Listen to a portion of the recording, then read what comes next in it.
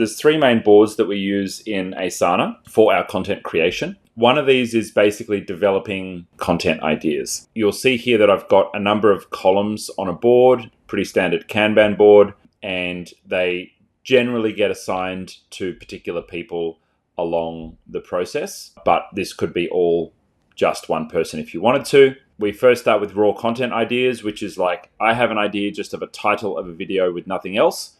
I can just plonk it in there and potentially pick that up someday. Development means, okay, we're actually, we've got a few bullet points, we've got some notes on it, and the idea is being flushed out. So right now, we've just hired a writer to actually do this. I was previously doing it myself, or my social media manager was doing it, but we've now got a dedicated writer who's just basically developing ideas. They then get moved on to the next column, which is review. So our social media manager will review them. And that's G, if she likes them, she'll then bump them into my column, which is final review. And if that idea basically passes my test of like, it's a good idea and it's well developed and it's ready for me to record, I'll then drop it into the record column. Now the record stream column here is important because I batch content when I sit down and I do YouTube content for IT Genius anyway. There's plenty of spontaneous stuff that I do, but I do try and batch my content when I'm recording for the channel because it means that I can just get through 5 or 6 in one go, and that's a whole week of content for the channel, which is pretty easy. Or sometimes 2 weeks because they've got other sources of content like cutting up live streams and otherwise to get that. They drop into recorded once they're there, and then once they're recorded, they move on to the production board, which I'll show you in a moment. Along the way, there are actually automations that are set up. There's little rules here, and they just basically set the assignee as you drop them into the different columns. If I drop this one into this one here, how to hire your first VA, it's assigned it to Peter.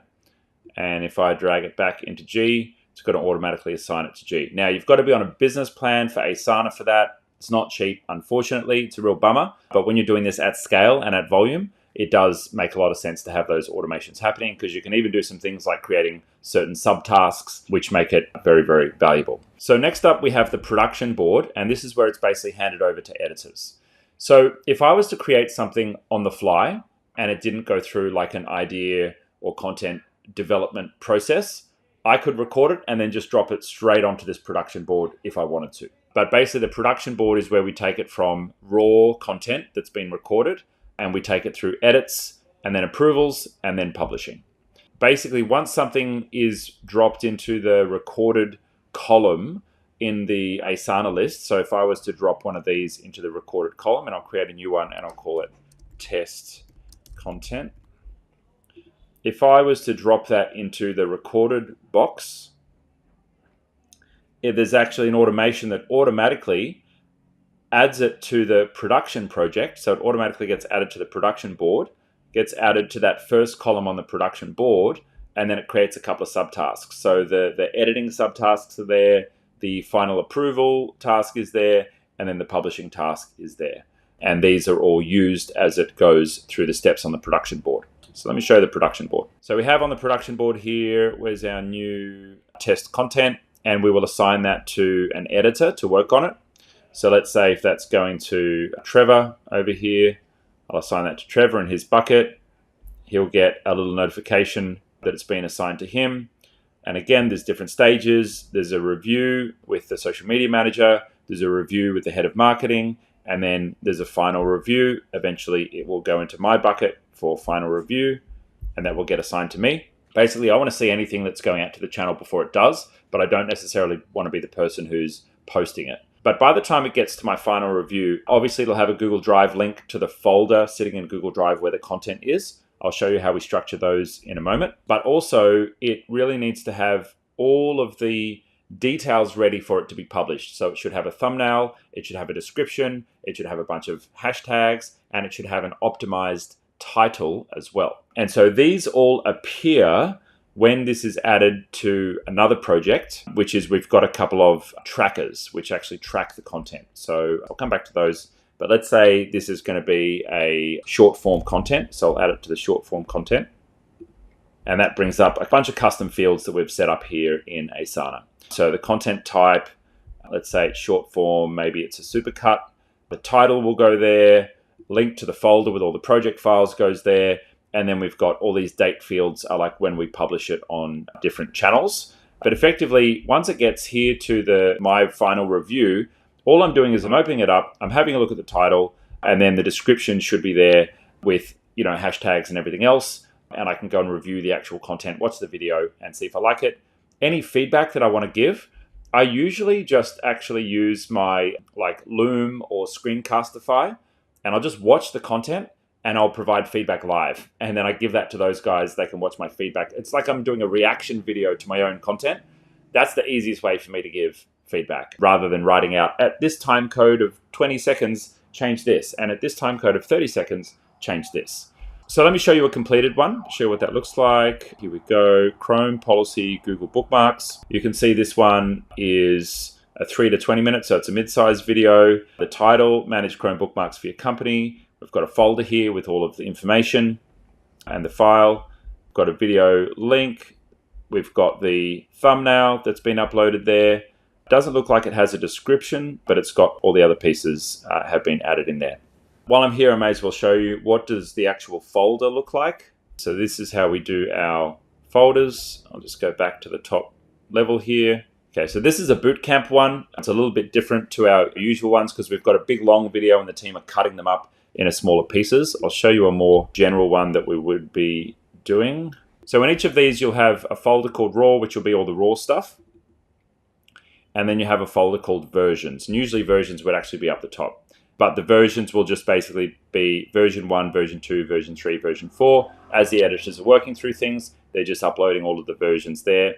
And then anything else that they do, ideally they should have the thumbnail in there. It doesn't look like they've put it in there. They may not be saving it there these days anymore. They might just leave it in Asana. But usually I would want to have all of the files used to bring it together, basically in one place inside Google Drive. Next, you can see the way we sort these is the date in reverse. So year, month, and then day. And that just keeps things nicely organized because we're publishing quite a bit of content. And even if it's something short form like a reel, that's also going to go into an individual one here. So coming back into Asana, again, we're just moving through the board. We're moving through the board here one by one by one. And then once I've approved it, I drag and drop it into the publishing queue. That's automatically going to assign it to Rena, who will upload it to YouTube or whatever other platform that one is going to. And then once that's complete, it gets moved into the complete column. Now, once you get to the point where you've got a lot of data and a lot of content, and we put 500 videos on YouTube alone, we've started building like a master list of content, which is basically like it's just in list format, and it's effectively a database of content. And so each piece of content will have a status, whether it's been, developing, recorded, edited, posted. So we get an idea of like where it's up to, and then we categorize it, whether it's a reel, whether it's a supercut, whether it's something that Pete has created, whether the team have created it, titles and all the other bits and pieces are in here as well. This is useful because it acts as a bit of a database if we want to search for content. Like if we were to use tags, we could use tags. If I want to search for every video I've created about LastPass, I can search for the word LastPass, and it's just going to help me, categorize and find all of that content. And the last thing that we do is we have a board called the content calendar. And this is where we schedule all of the content so the team can see what content is coming up, when it's due to be published on the channel or other platforms. And if they need to move stuff around, they can actually go ahead and move stuff around. So if I jump into here, 2080 rule, this looks like something that the team are working on. I'll go and find the actual parent task. So currently this is in production and Trevor is working on this. But you'll see here we've got all of the individual subtasks, one of which is called publish content. A little trick for advanced users in Asana, you can add a subtask to a second project, or you can add it back to a project. So what we've done is we've taken this kind of like master task that's got all the editing stuff happening in it and all of the kind of like the back and forward of edits and any feedback as that's being built out. And, the thumbnails, the descriptions, the social media manager is building that out. But then that subtask of publish content, that then automatically goes onto this content calendar project. And then they have the ability of moving around the publishing, And so the social media manager can work on that. Now, this is a pretty sophisticated system, obviously. And, we've got a large team. There's, I think, 6 or 7 people on the marketing team who are who are working on all of this. There's 2 editors full time, and there's managers, and we've got a dedicated writer now, which is excellent as well. If you wanted to just start with the absolute basics on this, you would just have 2 boards. You have the creation board and you have the production board. And that's pretty much all you need. And then anything you produce, you just pretty much chuck it straight up on your channels, or you schedule it a couple of days in advance. Eventually, you'll hopefully get to the stage where you're producing a lot of content, and then you're just dropping it in here for the team. And I've got a system where I don't really even need to spin up an Asana task. If I create something impromptu, I'll just make sure it's in Google Drive and it's named correctly, and the team will either notice it and create their own task on the production board, or they will sometimes, I'll just give them a little prompt and say, hey, I just recorded this video, it's in Google Drive, could you spin up a task and then take it through the production process, and then the team will do that. And then, the dream is one day I'll just be recording the content and I won't even have to review it. It'll just go up on the channel. I have had that in the past.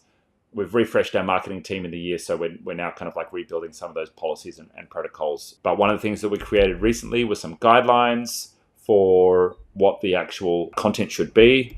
So this YouTube content checklist effectively has everything that we're looking for a video before it goes up. So little basics like ums and ahs being removed.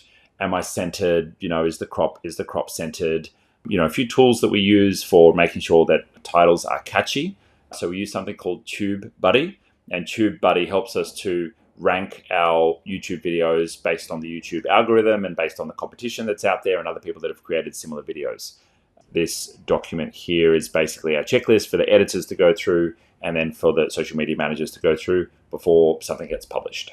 What I'll do now is I'll go to the production board, and I'll call this one My Content Production Process. And I'll say, yeah, that's been recorded. Cool. Lord. And I'll say, this is a snippet from today's On Track call. And that's enough. Lord will know to go and find that now. That's basically all I did. I've done my job. Lord will go and find that and do this. If you're interested in our team setting this up for you, and building all of this out in Asana with all the automations, with all the setup, exactly how we do it, just reach out to the concierge team. They'll be very happy to do that for you. And just say, I want my content board to look like what Pete has. And they'll literally just go and rip exactly what we've done and build out all the processes for you. So if you want that, hit us up and the team will be very happy to do that for you.